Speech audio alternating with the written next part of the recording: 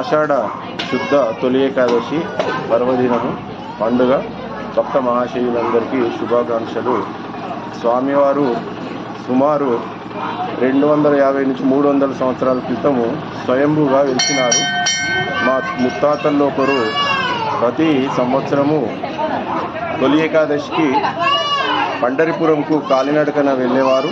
వృద్ధాపంలో పోలేని పరిస్థితిలో రోజు బాధపడుతూ కళ్ళకు నీళ్ళు తీసుకుంటూ పడుకుంటే ఒకరోజు స్వామివారే కలలో దర్శనమిచ్చి నేనే మీ ఇంటికి వస్తానని చెప్పడం జరిగింది. పొద్దున్న లేచేసరికి ఇంటి ముందర ఎడ్ల బండి ఆగి ఉంది. అందులో నుంచి ఈ విగ్రహాలు తీసుకొచ్చి ఈ పాలె వంశం వారి ఇంట్లో పెట్టడం జరిగింది. ఆశ్చర్యం ఏమిటంటే ఒక వైశ్య భక్తుడు ఈ విగ్రహాలను తాను నిర్మాణం చేస్తానని విఠలేశ్వరుని ఆలయము పండరిపురం నుంచి తీసుకువస్తుంటే ఆయనకు కూడా కలలో దర్శనమిచ్చి నువ్వు ఈ గుడిని నిర్మాణము ఎక్కడైతే ఈ బండి ఆగుతుందో ఆ ఇంట్లో చేయాలని చెప్పడం జరిగింది. ఆ విధంగా స్వామివారు ఈ పాలె వంశస్థుల ఇంటి ముందర బండి ఆగడము, ఇక్కడ అనుగ్రహించడము మా తాతగారికి ముత్తాతల్లో ఒకరికి ఆ విధంగా ఈ స్వామివారు స్వయంభూగా వెలిసినారు. అప్పటి నుంచి ఇప్పటిదాకా ఇంతకుముందు ఇంటిలోనే ఒక ఆర్సీసీ డాబా రూములో గుడి ఉండేది.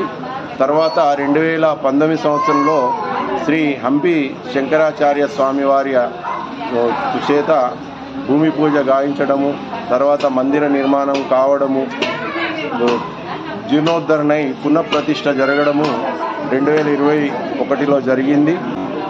ఇప్పుడు కొత్తగా నూతనంగా ఆలయము నిర్మించబడి రోజు నిత్య కళ్యాణం పచ్చతోరణంలాగా స్వామివారి పూజలు అందుకుంటున్నారు. మరి భక్త మహాశయులందరూ కూడా ప్రతి తొలి ఏకాదశికి కార్తీక ఏకాదశికి విచ్చేసి స్వామివారిని పూజించి అందరూ కూడా అనుగ్రహము పొందుతున్నారు. స్వామివారి వారి మనోవాంఛలు వారికి కొంగు బంగారమై నుంచి వారి మనోవాంఛలు తీరుస్తున్నారు. ఇది ఎవరిది కూడా మా గొప్పతనం కాదండి, ఇది స్వామి శ్రీ వెంకట విఠలేశ్వర స్వామి యొక్క అనుగ్రహమే లాగా మనం అందరం భావించాలి. అందరికీ కూడా శుభం కలగాలని కోరుకుంటున్నాము. లక్ష్మీ వెంకటరమణ గోవింద గోవింద పండరీక వరధార్ విఠల్ జ్ఞానదేవ్ తుకారాం మహారాజ్ की जय. పాండురంగ విఠలే హరి నారాయణ, పాండురంగ విఠలే హరి నారాయణ, పండరీనాథ విఠల.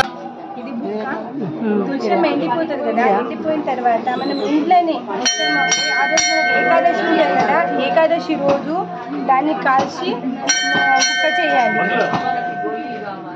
ఈరోజు ఇది ప్రత్యేకంగా పెట్టుకోవాలి, అందరు పెట్టుకోవచ్చు.